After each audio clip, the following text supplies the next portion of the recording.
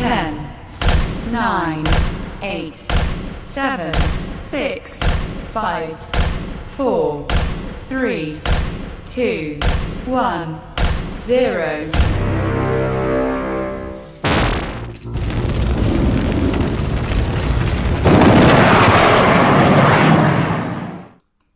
Hello, everybody, and thank you for joining me. That's right, this is Michael Voss, the Dragon of the Southern Tier. I hope everyone is well, and I am happy to be here with you. I thank you all for being here. You guys make it all worthwhile. I say it every time, and it's because it is true. It is what I feel and what I believe. You are great.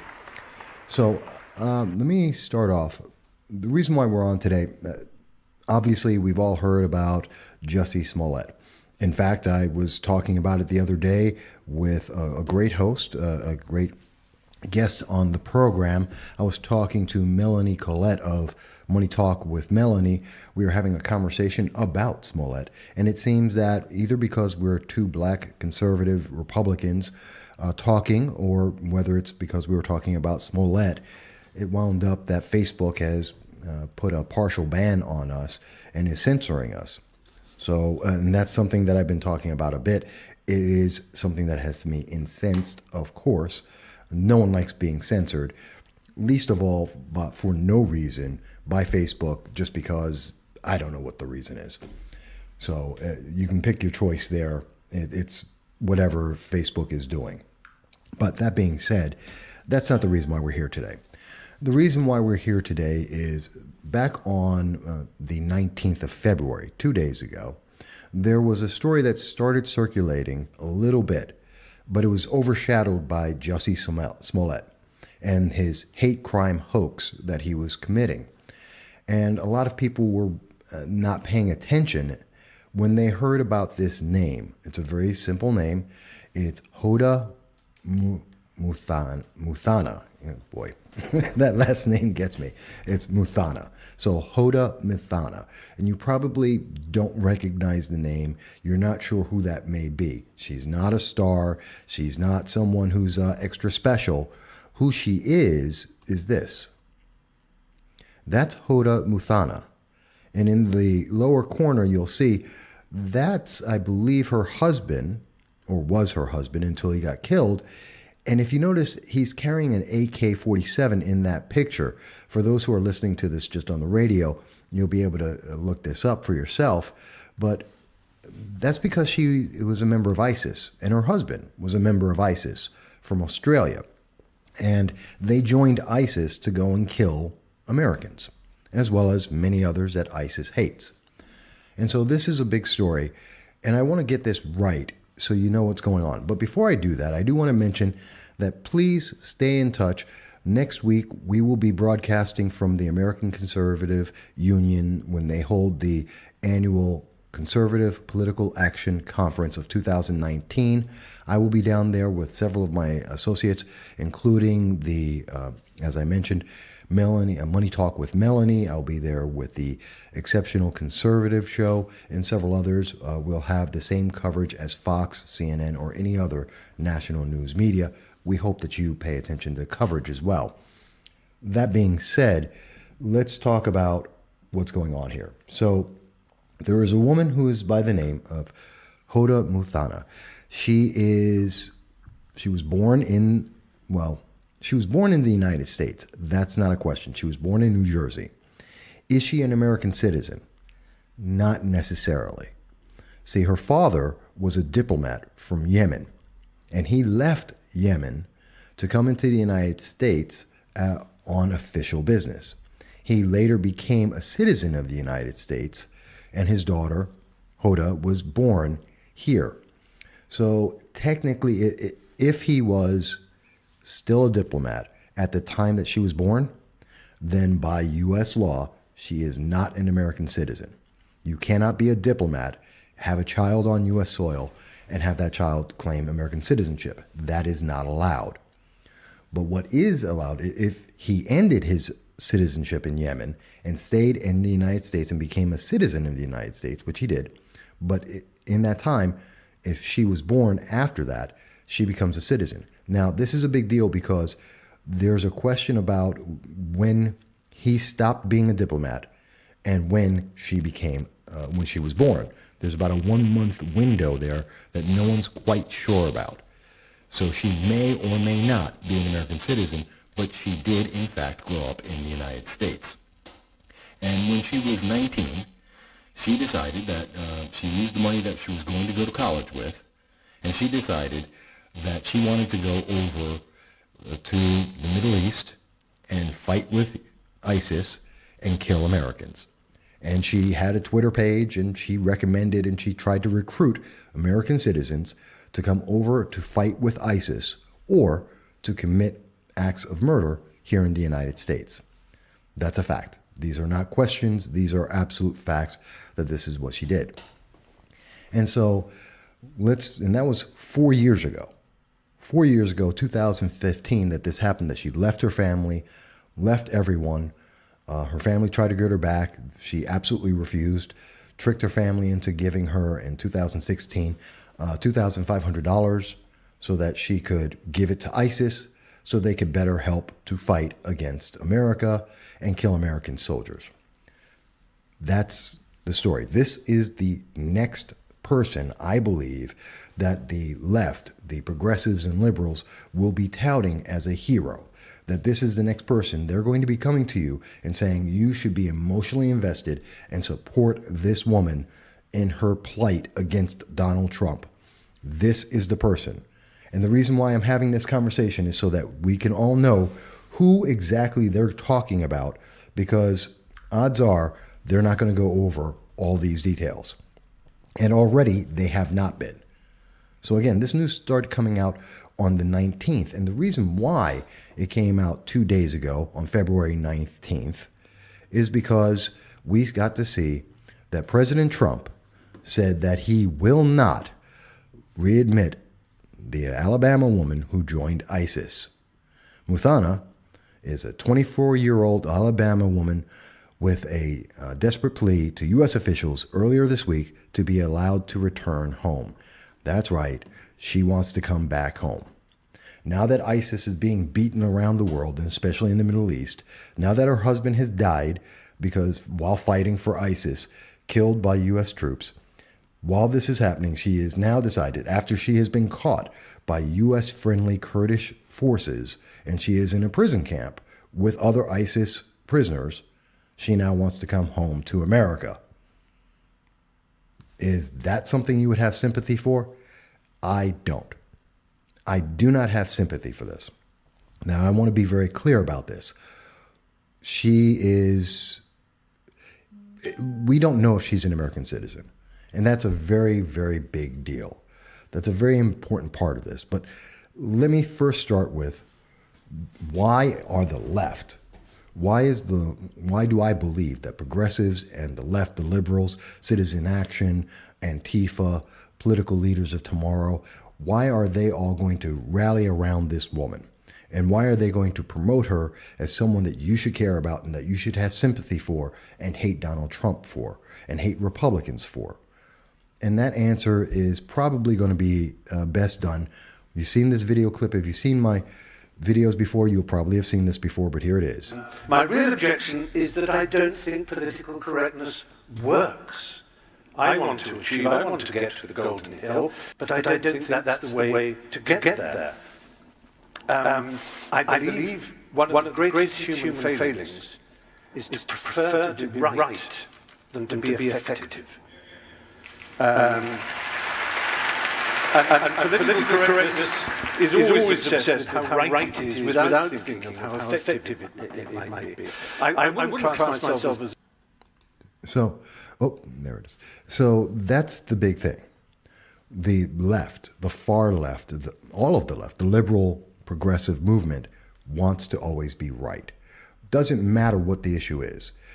Look at what we're seeing in Twitter. See the reaction to Smollett right now. Well, somewhere in the United States, someone is being treated badly by someone who's a supporter of President Trump. Somebody who supports Make America Great is being rude or mean or evil towards people of color or women or both. people who are straight or gay or transgendered. And because that's happening somewhere in the nation, well, then Mr. Smollett is, well, he's justified in committing the biggest hoax since Tawana Broadley, and which happened in my lifetime. I was alive when that happened. National news. This, not as much. The outrage, not as much. So we have to say, what are they doing? They're looking for some way to justify all this. And when they can't, now that he's being arrested, he's going to be tried for a felony crime because he has deceived everyone and they've been embarrassed. They need to move on to a story that they can really tell, something they're a little more sure of that can still get that same punch. And as I said, the start of that is that they're saying that they're taking this on. And look, they're saying it's a woman who, now, the fair answer is she's a woman who was living in Alabama. She left in 2015 and joined ISIS. And now, because ISIS is being defeated and her ISIS husband is dead, and she does have a child from that man or someone in ISIS, she now wants to come back to the United States. Well, that's going to be the thing. How horrible is it that we're not allowing her to come back? Now, I want you to get a really good idea of who this woman is, okay? You can go over to counterextremism.com, which is part of the Counter Extremist program, and that is a nonprofit NGO, and they're out there, and they list extremists so that we can root them out in whether they're over the internet or at the border or trying to get on planes, to help people identify extremist members, which she is identified clearly and correctly as a member of ISIS. She has many names that she goes by. She's used Twitter under several different names. And she is a foreign fighter. She is into jihad. That is what she went over 4 years ago, almost 5 years ago. She went over to fight against America, and she has actively sought to kill American citizens. That's who we're talking about, okay? So I want to make sure everyone's very clear on this, that that's the woman we're talking about. And what we're going to see is that already, that we're already seeing the media is saying that, hey, you know, you gotta support her. How can we do that? I'll give you a great example. Looking at Brookings, the Brookings Institute, which is a left-wing think tank, they're already saying that the decision by President Trump and the Department of Justice to not allow her to come back home, well, that's the wrong decision. It's a bad idea. And they have some reason for that case, but I disagree with it. And I think it's not really being accurate or fair. And I want you to understand, she's saying that, oh, well, I just want to come back to America and you can try me and put me into jail.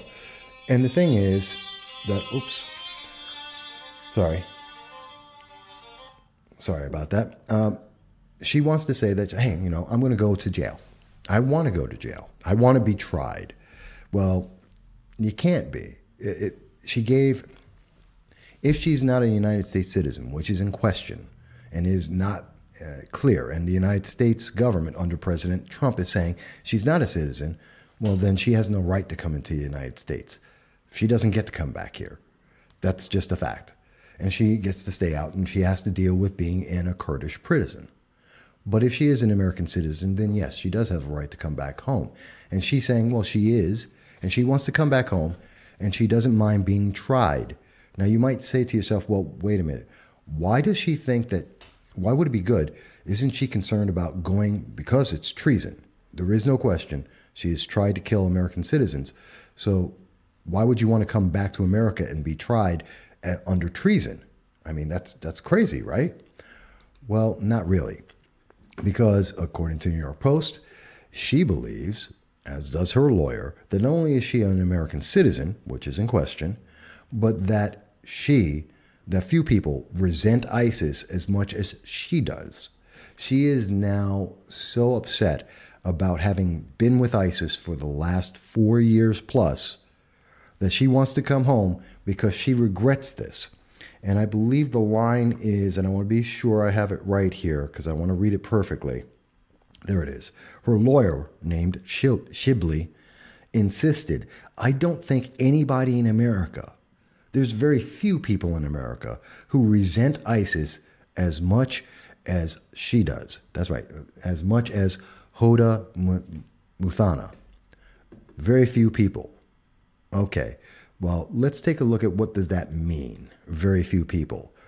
ISIS targeted, and I think most people have forgotten about this or weren't aware of it, there were 8,786 people targeted by ISIS to be killed.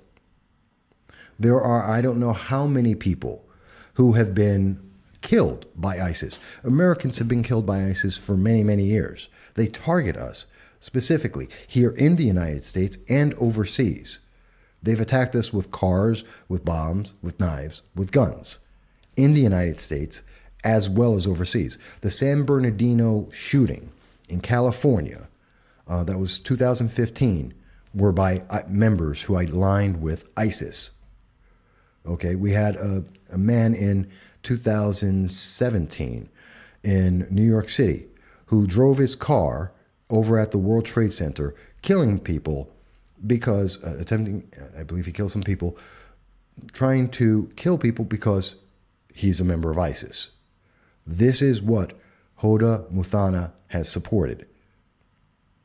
And she wants to say that now that she has been caught and she is now in a prison, that, you know, she resents and she is so sorry about ISIS, an organization she supported, tried to convince other Americans to support, to kill American citizens. I'm really not looking forward to this. I'm really happy with her staying in a Kurdish prison. I really, really am. But I have to say, there is a question here. You know, does she deserve to be able to come back to the United States? This is what, and Brookings makes a good argument that, you know, if she is an American citizen, and she said she is, but if she is an American citizen, we can't stop her. You know, the president can't just say, well, you can't come back, you gave up your citizenship. Even though she burned her passport, even though she verbally renounced her citizenship in both videos, she renounced it on Twitter. She did send out pictures saying she's burning her passport and that she's never coming back and she hates America. Even though she's done all that, that's not officially renouncing your citizenship because ISIS is not a country. It's a terrorist organization. So she didn't, if she did have an American citizenship, then it's not quite clear that she can give it up. So we have to ask the question, what happens if she comes back to America? What happens? Or is she still an American citizen? And the question really comes down to this. This is the legal law, of course. Illegal information, it is USC Code, United States Code, Title 8, and it's Section 1481. And under that, that deals with American citizens losing their citizenship. And the case in point is number 7, item 7, so it's A7. And in there it says, any person committing any act of treason against or attempting to force to overthrow or bear arms against the United States, if and when is convicted thereof by a court-martial or a court of competent jurisdiction, that they will lose their citizenship, that this person will relinquish their United States nationality voluntarily. They gave it up. And we know that she has committed acts of treason and attempted by force to overthrow the United States and to bear arms against the United States. That is not a question. So if she does come back to the United States, she gets to go to jail. But I guarantee you, and I'll start wrapping this up in just a moment here, but I guarantee you that what you're going to start seeing, there it is, just on time. I'm going to be finishing up. What I guarantee is you're going to see, and we have already started to see, that the far left is out there saying that President Trump is wrong, is evil to keep a mother and her child away from America. That Donald Trump, the evil president of the United States, is keeping a United States citizen out of the country, that he has somehow done something wrong. Well, I don't think so. First of all, because we don't know that this is a United States citizen. And because of that, until we can be sure, she can stay in the ISIS prison camp that she has been put into because she is a terrorist. By her own actions, by her own words, and by her own admission. And the fact that she is now contrite after being caught is not something that's going to make me feel any better for her. But maybe I'm wrong. If she is a United States citizen, I believe, and I think it's very important that we have a very clear idea that this isn't some misguided child. She knew what she was doing. She was very clear on what she was trying to do and what she did do. And that she is not some waif running along in the hills innocent. She is not naive. And she was not naive in her actions. And as we hear the left put out the emotional strings of this mother separated from her nation, a mother and a child alone in a foreign land by her own choice for the purpose of killing the very people she is asking to take her back. Do not forget that as the left goes out there looking for their next champion, their next victim. This is probably the victim of choice, a mother and her child alone in a foreign country. And they will try their very best to convince you that the fact that she was a member of ISIS, that she actively tried to kill American citizens, both by raising funds and helping to promote it, to promote people being killed. An organization that's targeted 8,000 American citizens to be killed because they exist, regardless of their political party and affiliation. Do not forget this. If she's an American citizen, should she come home? Absolutely. And immediately arrest her, throw her in jail, try her for treason, and throw away the key. Yes. Yes, I believe that entirely. If she is not an American citizen, as is the current belief, and it cannot be proven that she is otherwise, then no, she can sit in a prison in Kurdistan and rot. Or the Kurdish portion of Iran. Let me correct that. She can sit there and rot. She made a choice. Choices have consequences. Even in the world of Alexandria Ocasio-Cortez and the Democratic Socialists, decisions have consequences, and her consequence should be sitting in a jail for the rest of her life. But if you think I'm wrong, if I'm too harsh, you know what? Let me know. I look forward to hearing your thoughts about this as we see what happens next. I thank you for the time today. As always, I appreciate and thank you for being involved, for listening in, and giving me your opinion. And I look forward to talking to you all again very, very soon. Thank you. Bye-bye.